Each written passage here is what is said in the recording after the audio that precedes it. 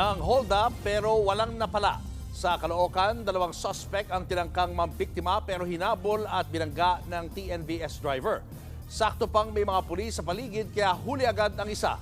Nasa frontline na balitang yan si Faith Del Mundo, exclusive.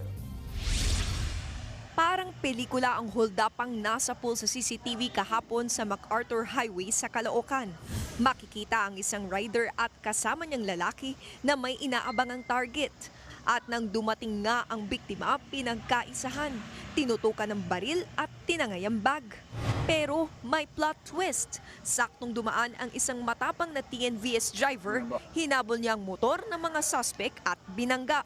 Maraming nabibiktima na pinapatay na walang kalaban-laban, lumalaban ng patas. Binangga ko talaga sila kasi yun ang paraan ko para matulungan yung matanda.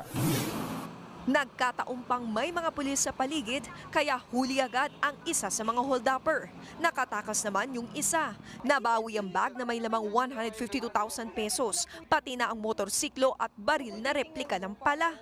Ayon sa pulisya, mukhang sinundan pa ang biktima papunta sa bangko. Ang suspect may dating kaso ng murder at ngayon dagdag na naman ang robbery. Tinutugis pa ang kanyang partner in crime. Nagbabalita mula sa Frontline, Faith Del Mundo, News 5. Mga kapatid, Julius Babaw po. Para sa komprehensibo at makabuluhang balitaan at talakayan, mag-follow at mag-subscribe na sa social media pages ng News 5.